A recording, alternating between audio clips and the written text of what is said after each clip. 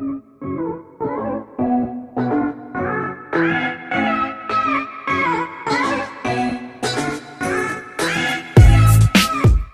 Yongki, di mana saja Anda berada, kita berjumpa lagi. Tamu istimewa saya yang hadir di Sobat Yongki adalah Bung Jimmy Iji. Kita akan jauh berbicara dengan Bung Jimmy Demianus Iji tentang nepotisme yang ada di Indonesia, tapi juga khusus yang ada di tanah Papua. Nepotisme itu kan sebenarnya tergantung pada persepsi orang yang menilainya.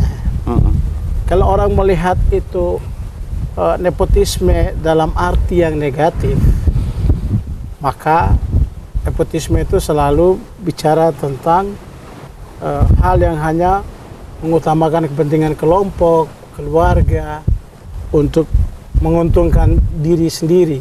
Seperti itu. Mengutamakan keluarga untuk menduduki jabatan-jabatan strategis, mengutamakan sahabat, kolega, untuk mendapatkan proyek, untuk mendapatkan segalanya. Seperti itu. Anda melihatnya seperti apa? Nepotisme Anda melihat dari sudut pandang negatif atau positif begitu? Saya melihatnya positif saja. Positif, Bung Jim? Positif. Apa alasan Begini, Anda kira-kira? Karena begini, kalau kita bicara tentang nepotisme, kita harus lihat dulu dalam sejarah nepotisme itu sendiri dulu.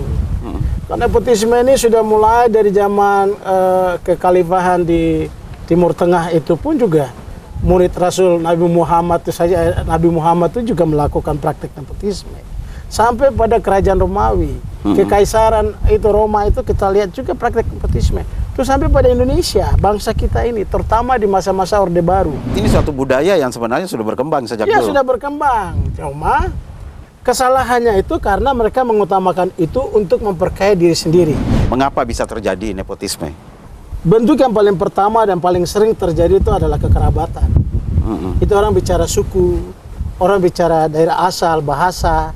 Di Papua ini kira-kira di daerah mana sih yang satu kabupaten itu tidak ada satu kelompok suku yang mendominan dalam penentuan kebijakan di daerah itu? Bicara soal Kota Sorong, saya pikir ini bukan hal yang baru, sudah lama. Tapi saya mau melihat secara positif begini.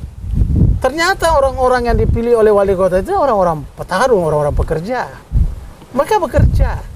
Bukan mereka hanya memperalatkan atau memanfaatkan jabatan itu untuk kepentingan sempit. Berapa waktu ini kan orang diramaikan dengan soal isu nepotisme di Kota Sorong. Saya tidak dalam posisi mau membela wali kota. Anda tidak mengkantor, tapi Anda ingin meluruskan? Saya ingin meluruskan. Jadi jangan kita melihat saja yang negatif dibesar-besarkan, tapi yang positif kita tenggelamkan.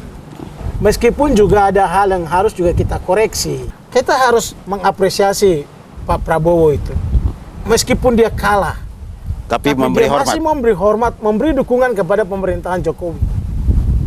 Gitu. Ya. Nah, kita butuh negarawan yang seperti begini. Gitu. Jangan kita butuh orang yang hanya karena kepentingan-kepentingan pragmatis kekuasaan saja, ya tidak suka karena tidak dapat jabatan.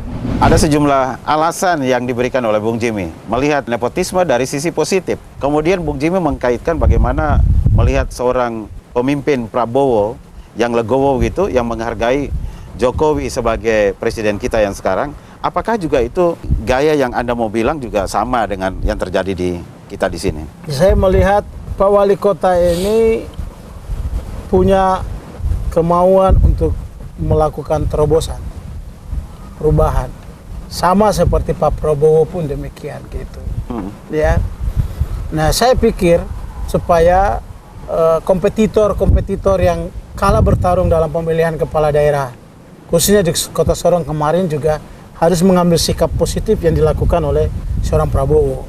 Bahwa meskipun dia dikalahkan, dia tetap memberikan sumbangsi pemikiran, turut serta mengawal jalannya pemerintahan untuk melakukan reformasi dalam bidang ekonomi, kebudayaan, ya, terutama dalam konteks kebangsaan kita, yaitu bagaimana melaksanakan Trisakti, ya, sebagai bangsa yang berdaulat di bidang politik, ya, bangsa yang berdikari secara ekonomi, dan bangsa yang berkepribadian secara kebudayaan. Itu yang kita ini. Makanya saya bilang, misalnya, kenapa kita hanya mau nilai orang hanya dari hal-hal yang negatif saja?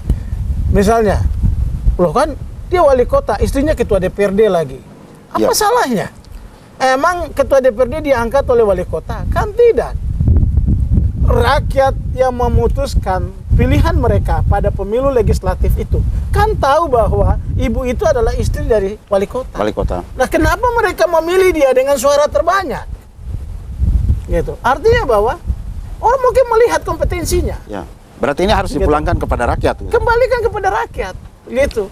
Jadi jangan salahkan wali kotanya, tapi salahkan rakyat yang memilih. Ini adalah satu kesalahan, ataukah ini memang hasil dari sebuah pemilihan? Saya pikir itu bukan kesalahan, itu hasil dari pemilihan. Apalagi kita menggunakan sistem proporsional terbuka dengan suara terbanyak, otomatis, dia terpilih dengan suara terbanyak. Tidak salah kalau dia menduduki jabatan ketua. Ya mungkin saja itu kebijakan dari partai. Karena itu tidak bisa diintervensi oleh siapapun. Tidak boleh hanya karena itu kita mempersoalkan. Yang paling objektif untuk kita ajukan pertanyaan itu adalah ketika dia istri dari seorang kepala daerah, juga menjadi ketua DPRD, dalam melaksanakan 3 fungsi dewan itu, apakah itu sudah dilaksanakan? Misalnya, pertama, soal fungsi legislasi. Seberapa banyak sih raperda yang sudah dihasilkan? Ya. Terus berapa banyak perda yang telah ditetapkan? Itu fungsi legislasi. Lalu kemudian fungsi budgeting, anggaran. Apakah anggaran yang disusun, khususnya anggaran tahun 2015 ini misalnya, kemarin, berapa persen anggaran itu yang benar-benar mendarat untuk kepentingan rakyat? Lalu kemudian fungsi pengawasannya, controlling. Sejauh mana mereka dalam kapasitas sebagai ketua dewan mengarahkan anggotanya untuk melaksanakan fungsi pengawasan, sehingga mengawasi anggaran-anggaran yang telah ditetapkan itu untuk bermuara untuk kepentingan kesejahteraan rakyat. Ya.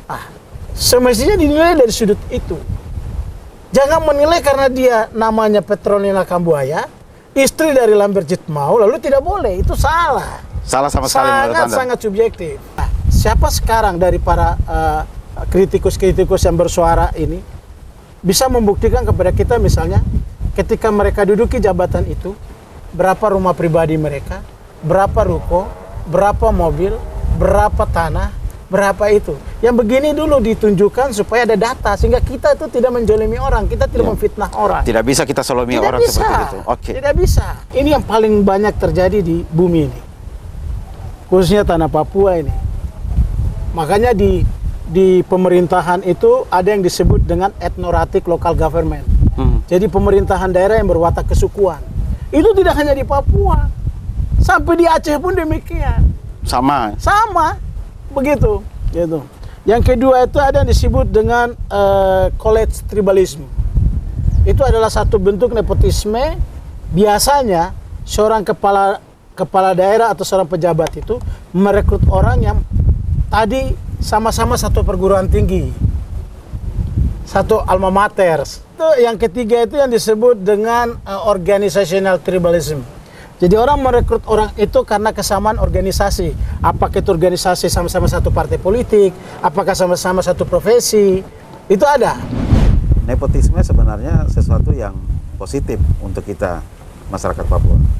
Ya, artinya positif itu sekali lagi saya garis bawahi bahwa dia boleh sesuku, dia boleh sebahasa, tapi intinya bahwa dia memiliki kompetensi untuk jabatan itu, untuk posisi itu, gitu. Bukan hanya karena ada motivasi kepentingan untuk mendapatkan sesuatu karena sebuah kolaborasi kerjasama dengan kepentingan yang tadi, gitu. Jadi hampir di Papua ini di mana-mana, gitu, di mana-mana. Ya. Itu terjadi. Tapi saya prinsipnya ingin objektif saja, bahwa asalkan ada karya-karya konkret, ada kerja-kerja nyata untuk kepentingan pertama perbaikan daerah dari kondisi yang kota yang kumuh menjadi kota yang bersih, kota yang nyaman buat semua orang. Ya. Kota Sorong hari ini kan banyak hal-hal yang terjadi itu lebih dipicu karena persoalan-persoalan kriminal murni, bukan soal politik. Ya. Gitu. Berangkat dari apa yang Anda mengatakan, kira-kira apa yang harus kita buat gitu sebagai orang Papua yang ada di tanah Papua supaya dihargai oleh negara ini? Saya pikir satu, orang Papua hari ini pun juga harus ya, jangan terlalu mengharap menggantungkan nasibnya kepada pemerintah. Tapi orang Papua harus bangkit untuk melihat dirinya, membangun dirinya sendiri. Kalau ada kepercayaan diberikan untuk menjadi pemimpin, kepercayaan itu diutamakan membangun orang rakyat Papua, bukan membangun diri sendiri, bukan membangun golongan. Orang Papua itu sudah tidak lagi didikotomikan atau dibedakan, dia orang pulau, dia orang tanah besar, ya. Dia mau Papua Muslim ke Nasrani ke, dia adalah Papua. Papua seutuhnya gitu ya? Itu yang harus ada. Tapi kan sama orang Papua selalu mendikotomikan dirinya, makanya mudah diadu domba. Bung Jimmy, ini sudah banyak kita berbicara dan pesan terakhir mungkin Anda ingin sampaikan kepada seluruh masyarakat Papua. Ya, saya pikir untuk masyarakat Papua umumnya saya berharap untuk sekali lagi mari kita tinggalkan sentimen-sentimen primordial sempit. Bahwa kita orang Papua dimanapun juga, kita menjadi pemimpin. Ya, kalau kita ingin merekrut orang pada jabatan-jabatan yang penting dan strategis, jangan lagi didekati dengan pertimbangan kesamaan suku asal daerah. Tapi bahwa siapapun dia orang Papua dari manapun dia, selama dia memiliki kompetensi, dia memiliki kemampuan untuk membangun negeri itu, daerah itu, meskipun bukan daerah asalnya, bukan kampung halamannya, kita harus memberi tempat, kita harus menghargai, menghormati, memberi ruang buat itu. Ya. Gitu. Pemirsa, itulah bincang-bincang kita dengan Bung Jimmy Demiano Siji.